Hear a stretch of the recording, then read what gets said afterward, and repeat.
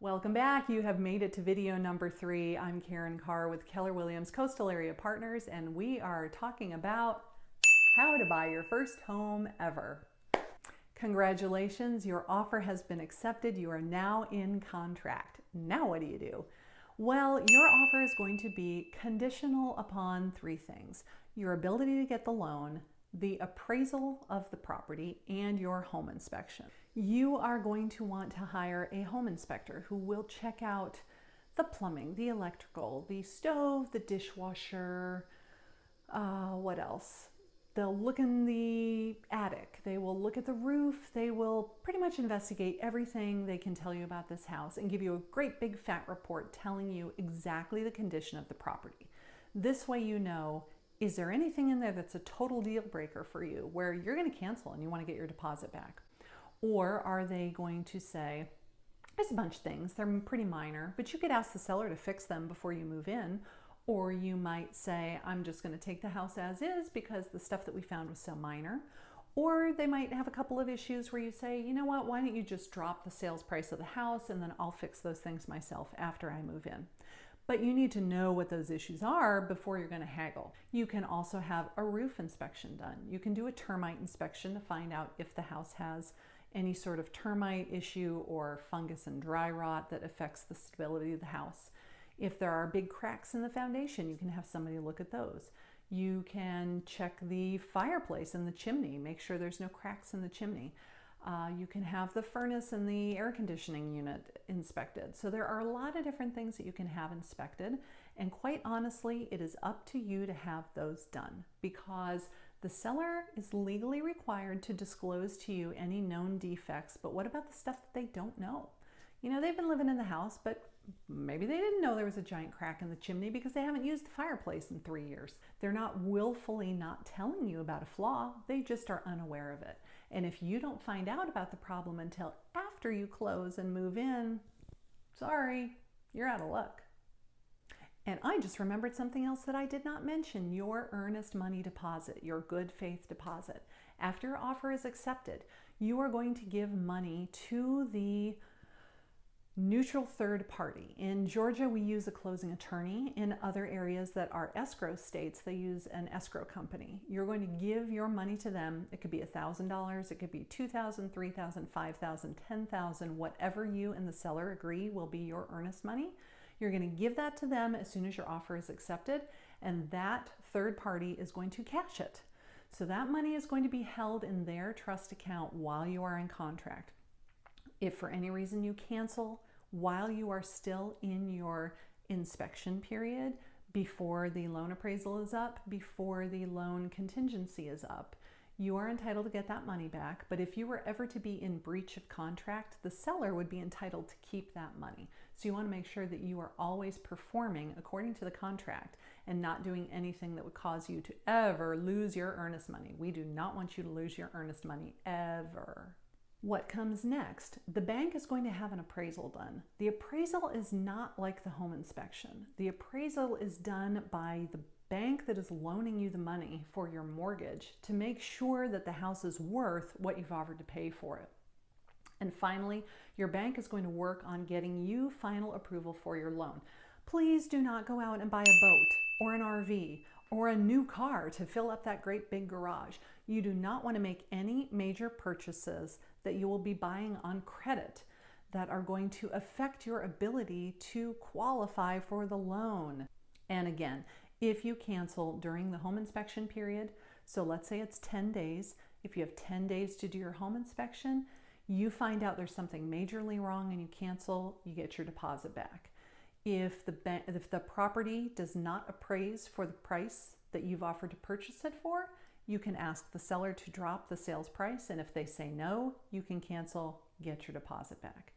If interest rates go up by a full point, you can no longer afford the monthly payment that would go along with this purchase price, as long as you are within the allotted time frames that you've already agreed to in the contract, you can get your deposit back.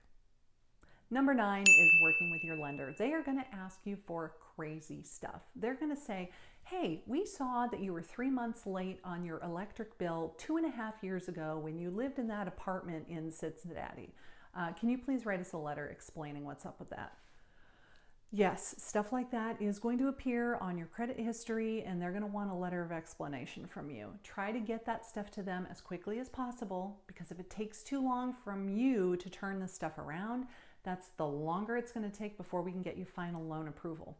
And if you have said, I'm going to close in 40 days, but it ends up taking 50, the seller does not have to agree to give you an extension. Or they could say, okay, fine, I'll give you the extension, but I'm making your deposit non-refundable. You know, you want to make sure that you are performing according to that contract so that there is never any risk to you of losing that good faith deposit for any reason. So turn that stuff around to your lender as quickly as possible. Try to, if they ask for a letter, you want to show them that you are responsible with your finances. You want to show them that you do not make a habit of not paying your bills on time. That is a good reason for them to not want to give you a mortgage. So if they say, why was your electric bill late? You say, I moved out of that apartment from Cincinnati to Dallas, Texas, and I didn't know. I gave them my forwarding address. They never sent me the final bill. I had no idea I still had that outstanding balance. Once I finally got the call saying, hey, you owe us $48, I paid it immediately over the phone. I would have done so had I known I had a balance. I just didn't know. I'm terribly sorry. I took care of it the best I could the minute I found out about it. So write them a letter telling them why it happened and how you took care of the situation, but something that doesn't indicate that you are irresponsible with your finances. All right, and now the moment you have been waiting for, closing time. Everything has gone according to plan. Perhaps there were some issues that came up during the home inspection. You negotiated with the seller. They agreed to fix the things that were broken. The appraisal came in, you were all good, and now it is time to close. So in Georgia, we have a closing attorney. You're going to go to the attorney's office. Usually the day before or even the morning of the closing, you're going to want to do a final walkthrough.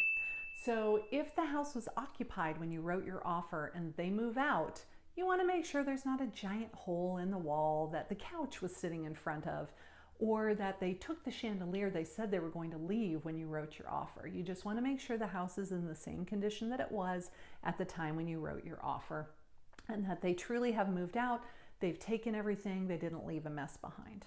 You're going to find out from your lender exactly how much money you need to bring to the closing. So they will tell you down to the penny what that dollar amount is. The company that is handling the closing, whether it's an attorney or an escrow company, will tell you how you need to get that money to them. Will they accept a personal check? Will they accept a cashier's check? Will they accept a wire transfer? You are going to sign documentation that says, I promise to repay the loan. I promise to repay the loan. Did I mention I'm going to repay the loan? If I don't pay the loan back, you can foreclose on my house. I promise to pay the loan. That's pretty much what you're going to be signing. In Georgia, when we are all done with that and the money has changed hands, you get the keys. In other states, it takes a while. I used to work in California before I moved to Georgia, and it would often take 3 to 7 days after you signed all the paperwork before you were getting the keys to your house. But not so here in Georgia. Luckily, you get the keys as soon as you leave the closing attorney's office, and you can immediately start moving in. So that was it. Those are the steps to buying your first house. Here are a few final thoughts on this whole thing. Find a great agent first. This person is going to be your advocate all the way through the process. Somebody who knows what they're doing and can explain these things to you in layman's terms and try to ease your stress so that you're not freaking out over these details, because this is what we do every day. Then you're going to get pre-approved. Find out exactly what you can qualify for so you know what your monthly payments are going to be. Be willing to negotiate. If the seller is asking $195,000 for the house, and 17 other people are looking at that house too, you may need to go higher than the asking price. You may need to offer more. Have a nest egg for any unforeseen problems. When I was a brand new homeowner, my water heater rusted through, and I came home at the end of a workday to water all throughout my entire laundry room and kitchen. I had to have the water heater replaced by a licensed plumber and have all of that water cleaned up and also replace my flooring. It was not a good day for me. If it's covered by your homeowner's insurance, fantastic, but for some reason mine was not. If you live in an apartment, you put down your security deposit. When your lease is up, you move out, you get your security deposit back. If you buy a house, and prices are on the rise. You put down your money, you live in that house for 2 years. When you sell, it is extremely possible that you could make $10, $20, $30, $50,000 depending on how long you lived in the house and how fast it appreciated. There is no other return on investment that I know of like that, certainly not in the stock market. So if you can, you got to live somewhere anyway. You got to have a roof over your head. You got to live in a place that's safe, where you can raise your kids and like where you live. Why pay your landlord's mortgage if you can be paying your own? And then when you're ready to move on, walk away with a nice big fat check for that profit, right? So thank you so much for joining me for this video series. I hope you found it helpful. If you did, please like it. If you know any friends that are thinking about buying their first home, share it with them. Even if they are not in the Georgia area, that's okay. I'm trying to get the word out as much as I can to buyers that have thought about buying and maybe just weren't ready to take the plunge yet. If you are in the Savannah, Georgia area and you have more questions, please reach out to me. I would love to hear from you and I will help you in any way that I can. Thank you so much for watching.